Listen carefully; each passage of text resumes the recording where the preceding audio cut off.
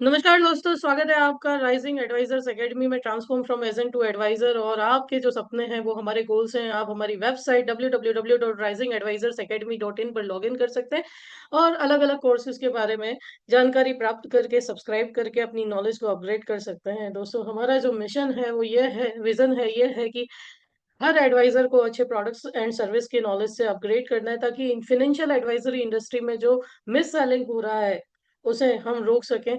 हमारा जो मिशन है वो 2030 तक कम से कम 1 लाख एडवाइजर्स को अच्छी स्किल्स एंड टूल्स से इक्विप करना है, ताकि वो अपनी इनकम पर मंथ 1 लाख से अधिक जनरेट कर सकें। हमारी जो वैल्यूज है वो है integrity, commitment, excellence, trustworthiness customers के लिए और ग्रोथ माइंडसेट। दोस्तों, तो आज हम जो चैप्टर स्टार्ट कर रहे हैं उससे पहले डिस्क्लेमर ले लेते हैं कि ये वीडियो एजुकेशन पर्पज से है। और आज आईसी 38 का चैप्टर नंबर 7 जीवन बीमा के दस्तावेज के बारे में हम बात करेंगे। क्या क्या जीवन बीमा के दस्तावेज में होता है, एफपीआर क्या है, आरटीआर क्या है ना, ये क्वेश्चंस कभी कभी आते हैं। नॉमिनेशन क्या है, समानुदेशन यानी असाइनमेंट क्या है, किस प्रकार के होते हैं, ये सब मैंने इस चैप्टर में एक्सप्लेन करने की कोशिश की है, जो न ही सिर्फ आपके एग्जाम पॉइंट व्यू बट आपके प्रैक्टिकल जो सेल्स है वहां पे भी ये आपको बहुत काम आएगा। तो सबसे प्रस्ताव चरण के दस्तावेज क्या होते हैं, देखो।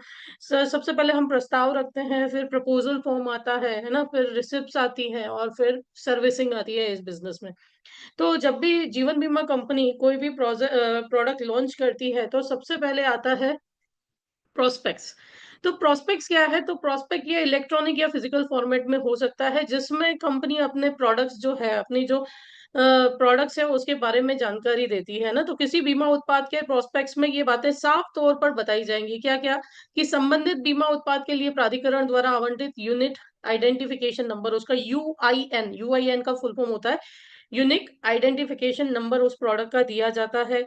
लाभों का दायरा क्या है, बीमा कवर की सीमा कितनी है, उसमें बीमा कवर की वारंटियां, अपवाद, शर्तें और सबका स्पष्टीकरण उस प्रोस्पेक्ट में होता है। इसके अलावा उस प्रोस्पेक्ट में आकस्मिक घटना या घटनाओं का विवरण जिन्हें बीमा में कवर किया जाता है ना, और जो भी शर्तें हैं, है ना, जिस भी जीवन या संपत्ति की श्रेणी का है या किसी भी श्रेणी का है, वो उसमें प्रोस्पेक्ट में लिखा जाता है। इसके अलावा कौन-कौन से राइडर्स अवेलेबल हैं, जो जिसे एड ऑन कवर कहते हैं, वो भी प्रोस्पेक्ट्स में दर्शाए जाते हैं।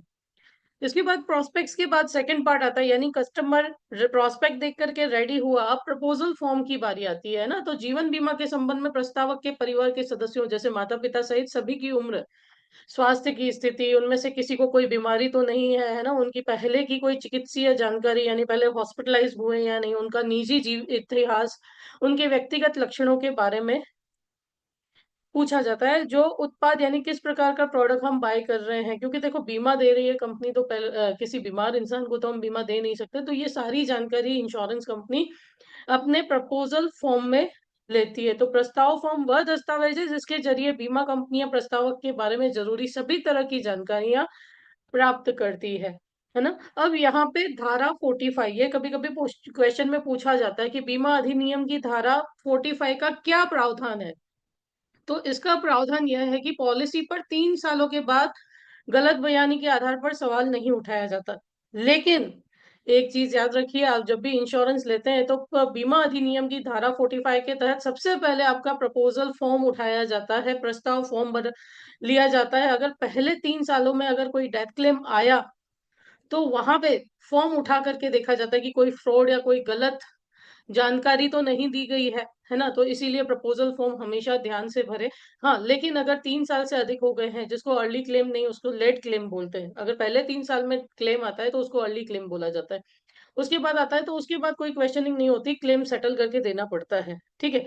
तो जीवन बीमा के प्रस्ताव फॉर्मों में अधिनियम की धारा 45 की शर्तों में बताया जाना चाहिए और वहां पे सिग्नेचर भी ली जाती है हमारे कस्टमर की।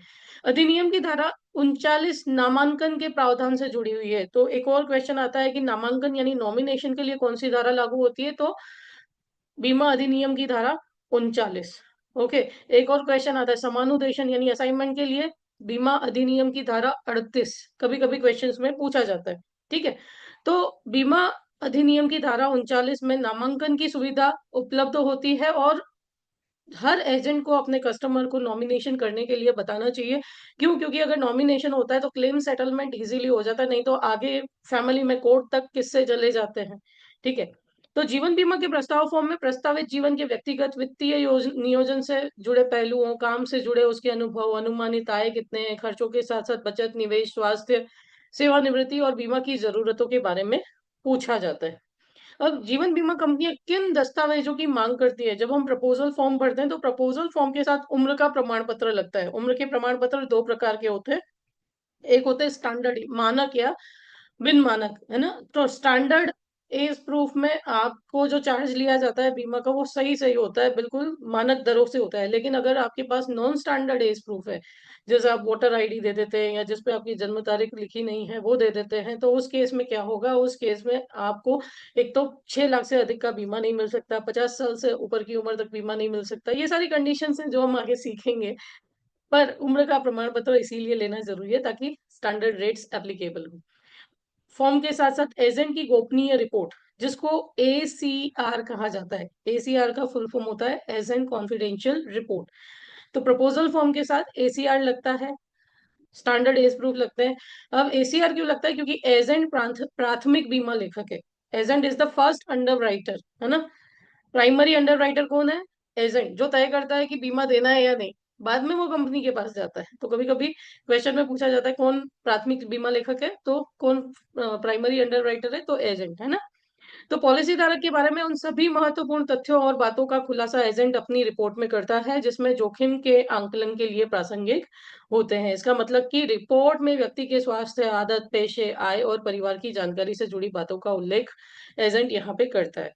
उसके बाद आती है चिकित्सा परीक्षक की रिपोर्ट। तो चिकित्सा परीक्षक की रिपोर्ट हर किसी के लिए ज़रूरी नहीं है। अगर छोटी बीमा राशि है तो चिकित्सक परीक्षक की रिपोर्ट नहीं लगती। लेकिन अगर बड़े सम एश्योर्ड है, बड़ी बीमा राशि है तो वहाँ चिकित्सा परीक्षक रिपोर्ट लगती है, जिसमें हर कंपनी के पास अपने चिकित्सक परीक्षक होते हैं, ठीक है? या टीपीओ होते हैं, उनसे सिग्नेचर लिया जाना जाता है। उनके डॉक्टर्स आजकल तो वीडियो एमईआर भी चलते हैं, ज़ूम पर ही सारी प्रोसेस भी हो जाती है, जहाँ पे स्पेशल रिपोर्ट्स नहीं आता।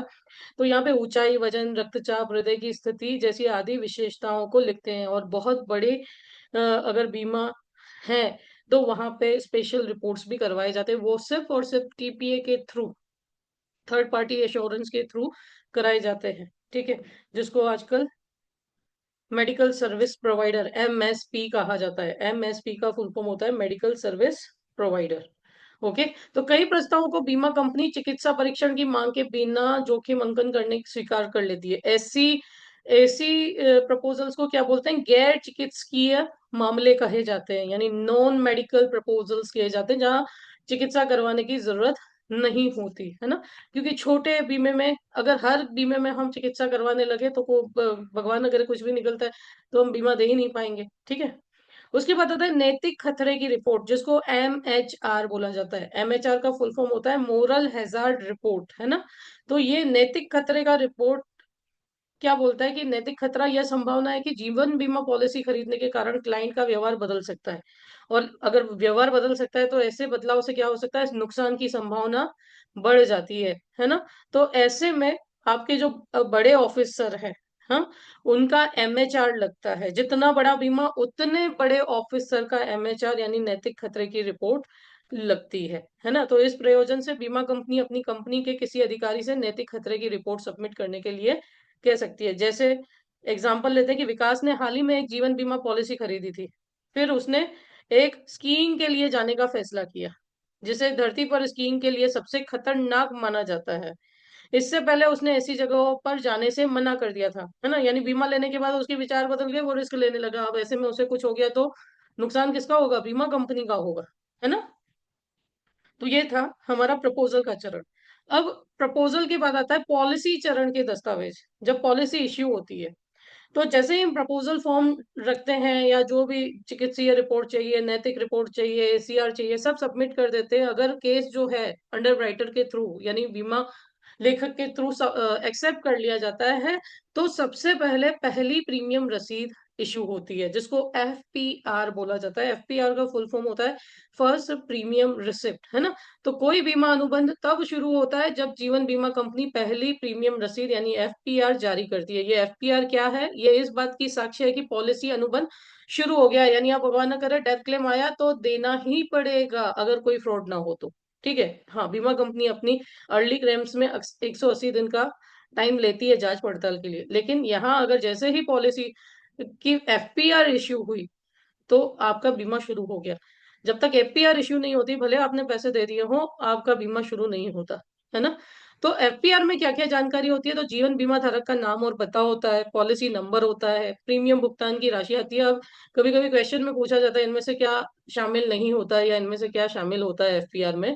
तो जीवन बीमा धारक का नाम और पता, पॉलिसी नंबर, प्रीमियम भुगतान की राशि, प्रीमियम भुगतान की विधि और आवृत्ति, प्रीमियम भुगतान की अगली देय तिथि, जोखिम शुरू होने की तारीख, पॉलिसी की अंतिम परिपक्वता की तारीख, अंतिम प्रीमियम भुगतान की तारीख, बीमा राशि, है ना? तो ये सारी चीजें आपको एफपीआर में दी जाती हैं। अब एफपीआर के बाद जो रसीद आती है, जैसे हम किसी प्लान में मंथली मोड या क्वार्टरली मोड या ईयरली मोड लेते हैं, तो जब हम दूसरी किश्त भरने जाते हैं, तब जो रसीद इश्यू होती है उसको क्या बोलते हैं?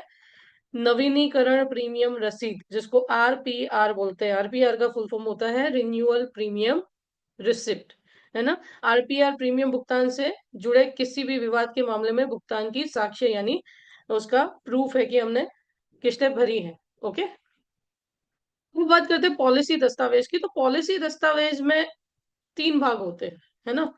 पहले एफपीआर इश्यू होती है और एफपीआर के बाद पॉलिसी दस्तावेज इश्यू होता है। आजकल जो पोस्ट पॉलिसी दस्तावेज है वो एलआईसी में पोस्टल डिपार्टमेंट प्रिंट करता है। पोस्टल डिपार्टमेंट से प्रिंट होकर के वो डायरेक्ट कस्टमर के पास यानी पॉलिसी धारक के पास पोस्ट से पहुंच जाती है। ठीक है, अब ये जो क्या है, ये बीमा धारक और बीमा कंपनी के बीच अनुबंध का साक्ष्य यानी कॉन्ट्रैक्ट का प्रूफ है। लेकिन ये अपने आप में अनुबंध या कॉन्ट्रैक्ट नहीं है। अगर पॉलिसी दस्तावेज खो जाता है तो इससे बीमा अनुबंध पर कोई असर नहीं पड़ता। यानी कई लोग ऐसा समझते हैं ना, मेरा तो बॉन्ड खो गया है, अभी मेरा बीमा रहा या नहीं। नहीं, ऐसा नहीं है। अगर बॉन्ड खो गया है तो आप डुप्लीकेट पॉलिसी इश्यू करवा सकते हैं। उसके प्रोसेस होते हैं, वो जब आप एग्जाम क्लियर करेंगे और हमारा एजेंट टू एडवाइजर का कोर्स अगर आप ज्वाइन करते हैं तो उसमें मैंने सारी सर्विसिंग भी बताई हुई है, जीरो से हीरो लेवल तक की मैंने उसमें ट्रेनिंग दी हुई है। तो बीमा कंपनी में कोई भी बदलाव किए बिना एक डुप्लीकेट पॉलिसी जारी की जाती है। ठीक है, तो पॉलिसी दस्तावेज पर किसी सक्षम अधिकारी का हस्ताक्षर होना जरूरी है। उस पर भारतीय स्टैंप, ये क्वेश्चन कभी कभी पूछा जाता है, किस किस स्टैंप के अनुसार होना चाहिए? भारतीय स्टैंप अधिनियम के अनुसार स्टैंप लगा होना जरूरी है। जीवन बीमा कंपनियां पॉलिसी दस्तावेज डिजाइन करते समय बहुत सावधानी बरतती हैं, क्योंकि पॉलिसी दस्तावेज के विवरण में किसी भी तरह की स्पष्टता या दुविधा की जिम्मेदारी का भार उन्हें उठाना पड़ता है, क्योंकि जो भी अगर उसका केस होता है तो वो मोस्टली कस्टमर के फेवर में आता है ना? तो जनरली जो पॉलिसी दस्तावेज है वो 3 भाग में बटे होते हैं। सबसे पहले का भाग आता है पॉलिसी की अनुसूची, फिर आता है मानक प्रावधान, स्टैंडर्ड प्रोविजन जिसको बोलते हैं, और उसके बाद जो तीसरा पार्ट आता है पॉलिसी दस्तावेज में आता है वो पॉलिसी विशेष प्रावधान आता है। अब इसमें पॉलिसी विशेष प्रावधान पे कभी-कभी क्वेश्चन पूछा जाता है खास, है ना? या पूछा जाता है मानक प्रावधान में क्या-क्या होता है या पॉलिसी की अनुसूची में क्या-क्या लिखा होता है, निम्न में से क्या शामिल होता है? तो थोड़ा आप ध्यान से देखिएगा, हम ये डिस्कस करते हैं। तो सबसे पहला पार्ट जो है पॉलिसी की अनुसूची, यानी पॉलिसी की अनुसूची ये सबसे पहला भाग है ना? तो सबसे आगे के भाग को पॉलिसी की अनुसूची कहा जाता है। उसमें क्या-क्या मौजूद है? बीमा कंपनी का नाम होता है, पॉलिसी की कुछ सामान्य जानकारी होती है, जैसे पॉलिसी के मालिक का नाम और पता, जन्म की तारीख और पिछली जन्म तिथि को जो उम्र थी वो, प्लान और पॉलिसी के अनुबंध की अवधि कितनी है, बीमा राशि कितनी है, प्रीमियम की राशि कितनी है, प्रीमियम भुगतान की अवधि कितनी है, पॉलिसी शुरू होने की तारीख, परिपक्वता की तारीख और अंतिम प्रीमियम देय की तारीख, पॉलिसी लाभ सहित है या लाभ रहित है, यानी गारंटेड है या पार्टिसिपेटिंग है, नॉन पार्टिसिपेटिंग है ना? नॉमिनी का नाम, प्रीमियम भुगतान की विधि सालाना है कि क्वार्टरली है, हाफ ईयरली है, ईयरली है, वेतन से कटौती के रूप में है या जो भी ऑप्शन है, पॉलिसी नंबर जो पॉलिसी अनुबंध की विशेष पहचान संख्या है। ठीक है, तो ये सब जानकारियां होती है और बीमा कंपनी भुगतान का वादा करती है। यह भुगतान उन घटनाओं के होने पर उन राशियों के रूप में किया जाता है जिनका वादा किया गया है। तो यह बीमा अनुबंध का मुख्य भाग होता है, जो पहला पार्ट होता है, और अधिकृत हस्ताक्षरी का हस्ताक्षर और पॉलिसी स्टैम्प होता है। इसके साथ-साथ स्थानीय बीमा लोकपाल ओम्बड्समैन के बारे में हमने पढ़ा था। अगर कोई कंप्लेन होती है तो 30 लाख तक का जो सॉल्यूशन है वो कौन देता है? ओम्बड्समैन देता है ना? तो उसका भी पता, क्योंकि हर ज़ोन का अलग-अलग ओम्बड्समैन होता है, तो उसका पता ये पॉलिसी की अनुसूची में यानी फर्स्ट पार्ट में होता है। उसके बाद आता है मानक प्रावधान। तो मानक प्रावधान में क्या-क्या होते हैं? तो स्टैंडर्ड प्रोविजंस जिसको बोलते हैं, जैसे उम्र के प्रमाण कौन से हैं, प्रीमियम भुगतान, अनुग्रह अवधि, ग्रेस पीरियड क्या है, ठीक है? इनमें से कुछ प्रावधान अनुबंधों के कुछ प्रकार के मामलों में लागू ना हो, जैसे कि टर्म, एकल प्रीमियम या प्रतिभागी सहित पॉलिसियाँ। तो ये मानक अवधान अनुबंध के तहत लागू होने वाले अधिकार, विशेषाधिकार और अन्य शर्तों को परिभाषित करते हैं, ठीक है? ये सेकंड पार्ट में आता है। हर किसी की डेफिनेशन दी जाती है मानक प्रावधान में, जैसे कि बीमा राशि क्या है ना, ग्रेस पीरियड क्या है, हिंदी और इंग्लिश में पूरा एक्सप्लेन किया जाता है, वो सब मानक प्रावधान में। तीसरा पार्ट जो आता है वो पॉलिसी विशेष के प्रावधान। तो पॉलिसी दस्तावेज के तीसरे भाग में उन विशेष प्रावधानों को शामिल किया जाता है जो अलग-अलग पॉलिसी अनुबंध के लिए विशेष होते हैं। इन्हें दस्तावेज के सामने वाले हिस्से पर प्रिंट किया जाता है और एक अनुलग्नक के रूप में अलग से शामिल किया जाता है। जहां पॉलिसी के मानक प्रावधानों जैसे कि अनुग्रह के दिन या व्यपगन यानी लैप्स होने के मामले में गैर जब्ती को अक्सर वैधानिक रूप से अनुबंध के तहत शामिल किया जाता है, वही विशेष प्रावधानों को आमतौर पर बीमा कंपनी और बीमा धारक के बीच बीच हुए विशेष अनुबंध से जोड़ा जाता है। जैसे कि ये क्वेश्चन ऑलमोस्ट पूछा ही जाता है कि महिला के लिए गर्भावस्था के कारण होने वाली मौत को रोकने का क्लोज जो अनुबंध के लिखे जाने के समय गर्भवती है, वो कहाँ पे दिखाता है? वो पॉलिसी विशेष प्रावधान में। यानी क्या कहना चाहता है कि अगर due to pregnancy, due to delivery 3 महीने के अंदर अगर फीमेल क्लाइंट की डेथ होती है तो उस केस में डेथ क्लेम दे नहीं होता है, यानी बीमा राशि दे नहीं होती, है ना? क्योंकि गर्भावस्था के दौरान हम बीमा नहीं देते हैं। ओके, तो ये विशेष क्लोज में पॉलिसी के विशेष प्रावधान में लिखा जाता है। ओके, पॉलिसी की शर्तें और विशेषाधिकार। विशेष शर्तें कौन सी हैं, विशेष अधिकार कौन से हैं? तो सबसे पहले आता है ग्रेस पीरियड, जिसको हम अनुग्रह विधि बोलते हैं। तो अनुग्रह अवधि क्या है कि इस दौरान हमारी पॉलिसी बिना प्रीमियम भरे भी चालू रहती है। अब ये अनुग्रह अवधि होती कितनी है? तो अनुग्रह अवधि 30 दिन की होती है, या जो भी प्रीमियम पे करने की डेट है वहां से 1 महीने की होती है। कभी कभी क्वेश्चन पूछा जाता है 30 दिन की या 1 महीने की, दोनों में से जो अधिक हो, है ना? तो इस दौरान हमें छूट, रियायत के दिन भी हम इसको बोलते हैं, छूट के दिन होते हैं। इस दौरान अगर हमने किस्त नहीं भरी और तो भी भगवान न करे डेथ क्लेम आ गया, तो पूरा death claim with rider, accidental है तो वो राइडर के साथ नॉमिनी को पे किया जाता है, सिर्फ बिना भरे प्रीमियम को उसमें से डिडक्ट कर दिया जाता है। तो अनुग्रह अवधि का क्लोज पॉलिसी धारक को प्रीमियम दे होने के बाद प्रीमियम भुगतान करने के लिए अतिरिक्त समय देता है। ठीक है, अगर इसमें मृत्यु हो जाती है तो मृत्यु के लाभ से प्रीमियम की रकम को घटा दिया जाता है। लेकिन अनुग्रह अवधि अगर खत्म हो जाती है और फिर डेथ क्लेम आता है, तो आपका एक भी राइडर वर्क नहीं करता, यानी ग्रेस पीरियड के बाद आपका कोई राइडर वर्क नहीं करता।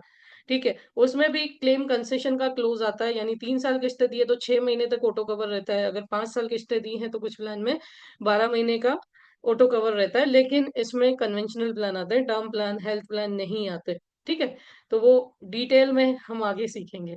तो ऐसी स्थिति में एकमात्र देय राशि वो होगी जो गैर जब्ती के प्रावधानों के तहत लागू होगी। ठीक है?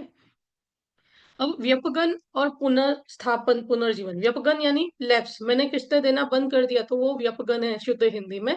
उसको हम लैप्स बोलते हैं, पॉलिसी लैप्स हो गई है। तो ज्यादातर लैप्स पॉलिसियों को हम पुनर्स्थापन यानी रिवाइवल किया जा सकता है। कब तक रिवाइवल किया जा सकता है? जैसे कन्वेंशनल प्लान है, उनको अनपेड प्रीमियम से, पहली बिना भरी राशि से, FUP जिसको बोलते हैं, FUP, फर्स्ट अनपेड प्रीमियम से 5 साल के अंदर हम शुरू कर सकते हैं, पुनर्स्थापन कर सकते हैं। और लिंक्ड पॉलिसी, जो मार्केट लिंक पॉलिसी है, जैसे हमने बिन परंपरागत प्लान पढ़े थे, है ना? परंपरागत प्लान में 5 साल की टर्म होती है और बिन परंपरागत प्लान में 3 साल के अंदर हम पॉलिसी को फिर से किस्तें देकर के चालू करवा सकते हैं। तो पुनर्स्थापन क्या है? पुनर्स्थापन वह प्रक्रिया है जिसके द्वारा जीवन बीमा कंपनी ऐसी पॉलिसी को वापस चालू स्थिति में लाती है जो प्रीमियम भुगतान नहीं करने के कारण समाप्त हो गई थी या जिसे किसी गैर जब्ती प्रावधान के तहत जारी रखा गया था।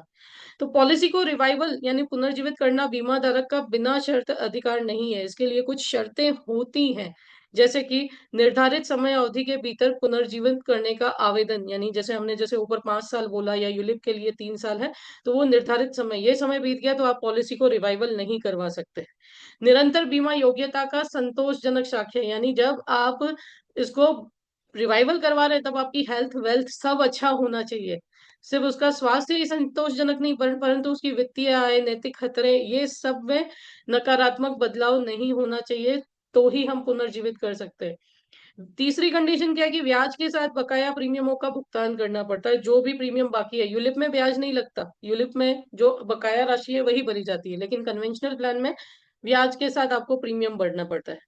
निरंतर बीमा योग्यता के साक्ष्य का मूल्यांकन करने के बाद कंपनी मौजूदा शर्तों और प्रीमियम के अनुसार पॉलिसी को पुनर्जीवित करने का फैसला कर सकती है, या प्रीमियम, अगर कोई हेल्थ इश्यू आ गया तो प्रीमियम बढ़ाकर पॉलिसी को पुनर्जीवित करने या जोखिम कवर को कम करने, दोनों काम करने की पेशकश कर सकती है, अगर स्टैंडर्ड लाइफ नहीं है, कोई बीमारी आ गई है तो।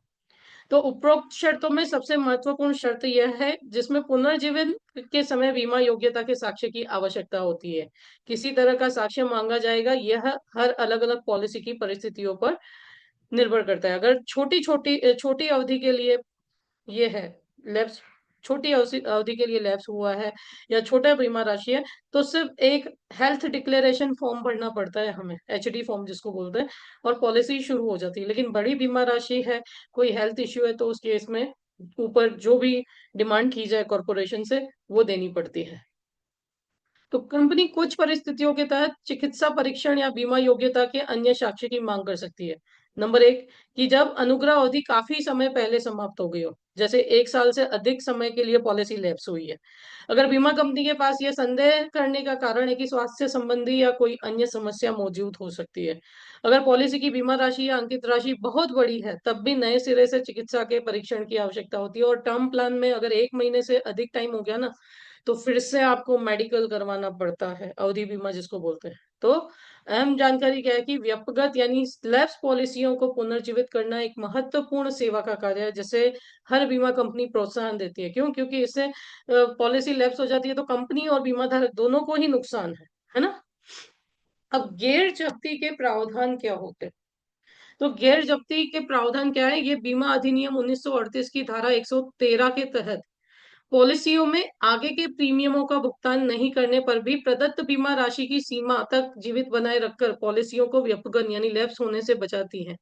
इसका कारण यह है कि पॉलिसी के तहत संचित नकद मूल्य पर पॉलिसी धारक का दावा होता है। अगर सिंपल लैंग्वेज में कहूँ तो जिस भी पॉलिसी में नए रूल्स के हिसाब से कम 1 साल आपने किश्त दी है और पॉलिसी का एसवी यानी सरेंडर वैल्यू जनरेट होता है, तो वो पॉलिसियाँ पेड अप हो जाती हैं, यानी गैर जब्त हो जाती हैं। यानी आपने जितनी किश्त दी है उसी के मुकाबले आपका बीमा राशि और बोनस उस पॉलिसी में जुड़ा रहेगा। इसको सिंपल लैंग्वेज में बोलते हैं। अब समर्पण मूल्य क्या है? तो समर्पण मूल्य वह राशि है जो आपको तब मिलती है जब आप असमय प्लान से बाहर निकलने का यानी प्लान को सरेंडर करने का, पॉलिसी मैच्योर हो, उसकी परिपक्वता से पहले ही बंद करने का फैसला लेते हैं। तो जीवन बीमा कंपनियों के पास आमतौर पर एक चार्ट होता है, जिसमें अलग-अलग समय के लिए समर्पण मूल्य लिखा होता है, जो प्रतिशत के रूप में होता है। इस फॉर्मूले से बीमा के प्रकार और प्लान, पॉलिसी की उम्र के साथ-साथ पॉलिसी के प्रीमियम भुगतान करने की अवधि का भी ध्यान रखा जाता है। तो पॉलिसी का समर्पण करने पर व्यक्ति को हाथ में मिलने वाली वास्तविक नकदी यानी एसवी जिसको बोलते हैं, पॉलिसी में निर्धारित समर्पण मूल्य की राशि से अलग भी हो सकती है, क्योंकि उसमें संचित बोनस, रिकवरी आदि के कारण भी वास्तविक रकम में अलगाव हो सकता है। इसमें जीएसपी और एसएसवी होता है। एग्जाम में आपको जीएसपी पूछा जाता है। जीएसपी का फुल फॉर्म होता है गारंटेड सरेंडर वैल्यू। जीएसपी का फुल फॉर्म है गारंटेड सरेंडर वैल्यू। तो गारंटीकृत समर्पण मूल्य यानी आईआरडीए के दिशा निर्देश के अनुसार भारत का कानून गारंटीकृत समर्पण मूल्य देय होने का प्रावधान करता है। अगर कम से कम 2 लगातार सालों के लिए भी सभी प्रीमियमों का भुगतान किया गया है तो ये 30% होना चाहिए। अभी नए रूल के हिसाब से कम 1 साल हो गया है। ठीक है, तो 1 साल के लिए 30% नहीं है, लेकिन 2 साल के लिए 30% गारंटी मूल्य है। तो यह मूल्य प्रीमियम भुगतान की अवधि पर निर्भर करता है। जितना ये टर्म अधिक होगी उतना ये मूल्य बढ़ता जाएगा। तो पॉलिसी दस्तावेज में जीएसबी का उल्लेख करना आवश्यक होता है, आपके बॉन्ड में लिखा ही होता है। अब बात करते हैं पॉलिसी ऋण। पॉलिसी ऋण क्या है, तो जीवन बीमा पॉलिसियों में जो एसवी हमने देखा, सरेंडर वैल्यू जो जनरेट होती है, उस पे हम ऋण भी ले सकते हैं, है ना। तो इसका इस्तेमाल करके बीमा कंपनी से पैसे उधार लेने का अधिकार देने का प्रावधान हमें पॉलिसी ऋण से मिलता है। पॉलिसी ऋण आमतौर पर पॉलिसी के समर्पण मूल्य के प्रतिशत, जैसे 90%, मैक्सिमम 90%, अभी नए प्रावधान आए हैं उसमें 75% है, मैक्सिमम एसवी का 75% तक का आप ऋण ले सकते हैं। ओके। कब तक? जैसे जैसे समय बढ़ता जाएगा, जैसे पहले 2 साल में ये 20%, 30%, 40%, 50% ऐसी होती है। 6 साल के बाद ये एसवी का 75% तक हो जाती है। तो पॉलिसी धारक अपने ही खाते से ऋण लेता है। अगर पॉलिसी का समर्पण किया गया होता तो उसको नुकसान हो सकता था। ठीक है, कभी पैसे की इमरजेंसी नीड आ गई तो क्या होता है, अगर हम पॉलिसी सरेंडर करने जाते हैं तो हमें नुकसान होता है। लेकिन अगर हमें पैसे की जरूरत है तो हम हमारी ही पॉलिसी पर, हमारे ही भरे गए प्रीमियम्स की एसवी पर हम ऋण ले सकते हैं, जिससे हमारा रिस्क कवर भी कंटिन्यू रहता है, हमारी पॉलिसी में बोनस भी ऐड होता रहता है। लेकिन ये सिर्फ कन्वेंशनल प्लान में अलाउड है, यूलिप में, टर्म प्लान में आप पॉलिसी पर ऋण नहीं ले सकते। बीमा कंपनियां जो है पॉलिसी ऋणों पर ब्याज वसूल करती हैं और 6 माही या सालाना आधार पर होता है। करंटली जो ये ब्याज है वो 9.5% चल रहा है, जैसे हम ब्याज को हमें समय समय पर चुकाना होता है। ठीक है। और ऋण को हम नहीं चुकाएंगे तो भी चलेगा, वो हमारी मैच्योरिटी या डेथ क्लेम में से डिडक्ट हो जाता है। ठीक है। तो ये वित्तीय संकट के मामले में पॉलिसी चालू रखकर आपको राहत प्रदान करती है, क्योंकि पॉलिसी को जमानत के रूप में रखकर उस पर ऋण दिया जाता है। तो जो पॉलिसी बॉन्ड है वो बीमा कंपनी के पक्ष में समानुदेशित करना पड़ता है, यानी असाइन करना पड़ता है। ठीक है। लेकिन असाइन करने का ये मतलब नहीं है कि कभी भी डेथ क्लेम आया तो वो पूरा का पूरा रकम बीमा कंपनी ले लेगी। बीमा कंपनी क्या करेगी, जितना ऋण लिया है उतना माइनस करके वो नॉमिनी को दे देगी। जैसे कि उदाहरण के तौर पर अर्जुन ने एक जीवन बीमा पॉलिसी खरीदी थी, जिसमें पॉलिसी के तहत कुल मृत्यु दावा 2.5 लाख रुपए था। अब अर्जुन ने 1.5 लाख रुपए का ऋण ले रखा था, ब्याज के साथ जो अमाउंट 1.5 लाख रुपए हो रही थी। तो अर्जुन की मृत्यु होने के मामले में नामांकित व्यक्ति को 1 लाख रुपए की बाकी की रकम प्राप्त करने का अधिकार होगा। ठीक है। तो ये पॉलिसी के विशेष प्रावधान और पृष्ठांकन। तो नामांकन, जैसे कि मैंने बोला, इसमें क्वेश्चन आता है, बीमा अधिनियम 1938 की धारा 39 के तहत किया जाता है। नामांकन करना बहुत जरूरी है, जिससे आगे चलकर कोई प्रॉब्लम ना आवे। ठीक है। अब एक पॉलिसी में एक या एक से अधिक व्यक्ति को भी एज ए नॉमिनी नॉमिनी रख सकते हैं, नामिती रख सकते हैं। नामिती मान्य डिस्चार्ज के हकदार हैं। ठीक है। उन लोगों की ओर से पॉलिसी राशि को एक ट्रस्टी की तहत रखना होगा जो इसके हकदार हैं। नामांकन पॉलिसी खरीदे जाने के समय या बाद में किसी भी समय पॉलिसी परिपक्व होने से पहले, मैच्योरिटी से पहले किया जा सकता है, या चेंज भी किया जा सकता है। ठीक है, बदल भी सकते हैं। ओके। नामांकन को पॉलिसी परिपक्व होने से पहले किसी भी समय पृष्ठांकन के वसीयत के रूप में बदला या रद्द भी किया जा सकता है। ओके। अब नामांकन में नामांकित व्यक्ति को सिर्फ जीवन बीमा धारक की मौत होने पर ही पैसा मिलेगा, मैच्योरिटी पे उसका कोई हक नहीं है। नामांकित व्यक्ति का दावे पर पूर्ण या आंशिक रूप से कोई अधिकार नहीं होता। लेकिन बीमा अधिनियम 1938 की धारा 39(7) के अनुसार यदि परिपक्व होने वाली सभी पॉलिसियों के संबंध में पॉलिसी के मालिक द्वारा अपने खुद के जीवन पर, यानी माता पिता, पति पत्नी, बच्चों या पति पत्नी और बच्चों के पक्ष में किया गया नामांकन, नामांकित व्यक्तियों को लाभार्थियों के तौर पर बीमा कंपनी द्वारा देय राशि का हकदार बनाता है। हमने एमडब्ल्यूपी एक्ट पढ़ा था, है ना, वो थोड़ा याद रखना। अगर नामिती यानी नॉमिनी नाबालिग है, माइनर है, 18 साल से कम उम्र का है, तो वहां पे हमें अपॉइंटी नियुक्त करना पड़ता है। यह अपॉइंटी सिर्फ एक ट्रस्टी रहता है। ठीक है। जो नॉमिनी की वयस्क उम्र होने पर नियुक्त व्यक्ति वह दर्जा खो देता है, यानी अगर 18 साल से कम है और कोई डेथ क्लेम आया तो वो पैसा अपॉइंटी को मिलेगा। अपॉइंटी उस पर्सन के पीछे खर्च करेगा, नाबालिग व्यक्ति के पीछे खर्च कर सकता है। ठीक है। लेकिन जैसे ही वो मेजर हो गया तो ये अपॉइंटी अपने आप रद्द हो जाता है। ठीक है। तो पॉलिसी धारक किसी भी समय नियुक्त व्यक्ति को बदल सकता है, अपॉइंटी को हम बदल सकते हैं। अगर नियुक्त व्यक्ति नहीं रखा गया है और नामिती एक नाबालिग है तो जीवन बीमा धारक की मृत्यु होने के मामले में मृत्यु दावा पॉलिसी धारक के कानूनी वारिसों को भुगतान किया जाता है। जहां एक से अधिक नामिती नियुक्त किया गया है, मृत्यु दावा उन्हें संयुक्त रूप से या जीवित व्यक्ति या व्यक्तियों को देय होता है। पॉलिसी शुरू होने के बाद किए गए नामांकन प्रभावी हो, इसके लिए उनके बारे में बीमा कंपनियों को सूचित करना जरूरी है। और जो बीमा अधिनियम की धारा 39(11) है वो क्या कहती है कि जहां पॉलिसी परिपक्व होने के बाद पॉलिसी धारक की मौत होती है, लेकिन उसकी मौत होने के कारण पॉलिसी की आय और लाभ का भुगतान उसे नहीं किया गया है, तो उस पॉलिसी की आय और लाभ का हकदार नामांकित व्यक्ति यानी नॉमिनी होता है। ठीक है। अब बात करते हैं समानुदेशन, जिसको असाइनमेंट बोला जाता है। समानुदेशन यानी क्या? जिसमें हम अपनी पॉलिसी किसी को सौंप देते हैं, है ना? तो जीवन बीमा पॉलिसी क्या है? एक वादा है, या जिसमें ऋण शामिल होता है। तो बीमा कंपनी बीमा धारक की ऋणी होती है। इससे पैसे या संपत्ति के लिए जमानत के रूप में हम रख सकते हैं। ठीक है। तो जैसे बैंक है, कई वित्तीय संस्थान बीमा पॉलिसी को अपने पक्ष में समानुदेशित यानी असाइनमेंट करके बीमा पॉलिसी की जमानत पर ऋण देते हैं। तो समानुदेशन यानी असाइनमेंट शब्द का मतलब सामान्य तौर पर दूसरे व्यक्ति के पक्ष में लिखित में संपत्ति को ट्रांसफर करना है। अब जीवन बीमा पॉलिसी समानुदेशन का मतलब क्या है? पॉलिसी एक संपत्ति के रूप में अधिकारों, हक यानी टाइटल जिसको बोलते हैं, हित का एक व्यक्ति से दूसरे व्यक्ति को ट्रांसफर करना। अब जो व्यक्ति अधिकारों को ट्रांसफर करता है उसे असाइनर कहा जाता है, समानुदेशक कहा जाता है। और जिस व्यक्ति को संपत्ति ट्रांसफर की जाती है, जिसके नाम पर की जाती है, उसे समानुदेशित यानी असाइनी कहा जाता है। समानुदेशन करने पर पॉलिसी का मालिकाना हक बदल जाता है, और इसीलिए नामांकन जो है, अगर नॉमिनेशन आपने उस पॉलिसी में किया है तो वो रद्द हो जाता है, सिवाय अगर हमने बीमा कंपनी को पॉलिसी ऋण के लिए समानुदेशित की है। तो इसके दो प्रकार हैं, सशर्त समानुदेशन जो सबसे ज्यादा देखा जाता है, और पूर्ण समानुदेशन। सशर्त समानुदेशन क्या है? कि पॉलिसी परिपक्व होने की तारीख तक अगर बीमा धारक जीवित रहने या समानुदेशित की मृत्यु होने पर पॉलिसी वापस बीमा धारक के पास चली जाती है। कोई भी कंडीशन है वो पूर्ण होती है, जैसे मैंने किसी से रुपया उधार लिया, वो चुका दिया, तो फिर वापस हक बीमा धारक के पास आ जाएगा। या जिसको समानुदेशित किया उसकी डेथ हो गई, तो वापस बीमा धारक के पास हक आ जाएंगे।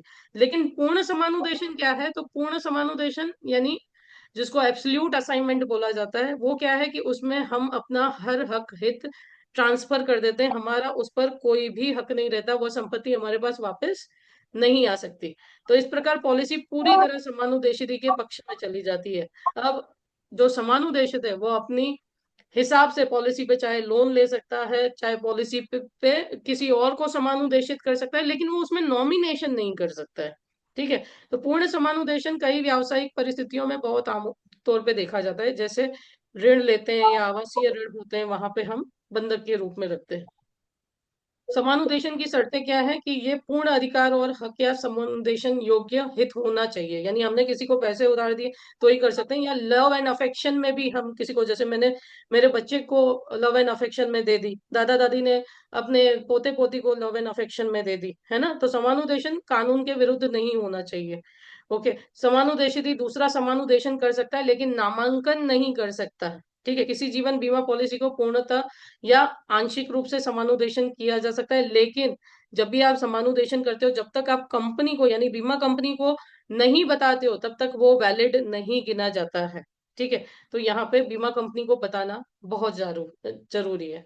पॉलिसी धारकों को आमतौर पर दिए जाने वाले विशेषाधिकार, जैसे आप डुप्लीकेट पॉलिसी इशू करवा सकते हो, खो जाने पर, नष्ट हो जाने पर आप फॉर्म भर के और एफिडेविट करवा करके डुप्लीकेट पॉलिसी इशू करवा सकते हो। ठीक है। उसके बाद बदलाव, यानी आप पॉलिसी में कुछ चेंजेस भी कर सकते हो, जैसे कि क्या चेंजेस है? नाम या पते में बदलाव, उम्र में अधिक या कम प्रमाणित की गई है तो उसको नए सिरे से स्वीकार करना, दोहरा दुर्घटना लाभ या अस्थायी अक्षमता जैसे राइडर ऐड करना, इनमें से कुछ बदलाव उचित पृष्ठांकन या अलग अलग दस्तावेज जोड़कर प्रभावित किए जाते हैं। ठीक है। अब कुछ मुख्य प्रकार के बदलाव की अनुमति भी आपको दी जाती है, जैसे बीमा की कुछ श्रेणियों या अवधि में बदलाव, जहां जोखिम में बीमा राशि नहीं बढ़ा सकते। ठीक है। बीमा राशि कम कर सकते हो, प्रीमियम भुगतान के मोड में बदलाव, पॉलिसी शुरू होने की तारीख में बदलाव, पॉलिसी को दो या दो से अधिक पॉलिसियों में बांट सकते हो, अतिरिक्त प्रीमियम या प्रतिबंधात्मक क्लोज को आप हटा सकते हो। ठीक है। तो ये सारे बदलाव कर सकते हो। लाभ रहित से लाभ सहित प्लान में जा सकते हो, लेकिन लाभ सहित को लाभ रहित में नहीं कन्वर्ट कर सकते। ठीक है। तो ये कुछ बदलाव है। नाम में सुधार कर सकते हो, दावे के भुगतान या दोहरा दुर्घटना लाभ देने के लिए निपटान के विकल्प हैं। इन बदलावों को हम आमतौर पर जोखिम में बढ़त शामिल नहीं होता, बीमा राशि नहीं बढ़ा सकते। पॉलिसियों में कुछ अन्य बदलावों की भी अनुमति दी जा सकती है, जैसे प्रीमियम कम करना, प्रीमियम भुगतान की अवधि बढ़ाना, लाभ सहित से लाभ रहित प्लान में जाना। ठीक है। बीमा की एक श्रेणी से दूसरी श्रेणी में जाना, जहां जोखिम में बढ़त होती है और बीमा राशि में बढ़त होती है। तो ये जो है इनमें आप चेंज नहीं कर सकते। प्रीमियम भुगतान की अवधि नहीं बढ़ा सकते, लाभ से लाभ रहित में जा नहीं सकते, एक श्रेणी से दूसरे श्रेणी में नहीं जा सकते, जोखिम में बढ़त नहीं कर सकते, बीमा राशि में बढ़त नहीं कर सकते, आपको नया प्लान ही लेना पड़ेगा। ओके, तो ये सारे चेंजेस हैं। तो ये आपका चैप्टर नंबर 7 था, जो सर्विसिंग और इंश्योरेंस इंडस्ट्री दोनों के लिए बहुत ही इंपॉर्टेंट था। Thank you so much.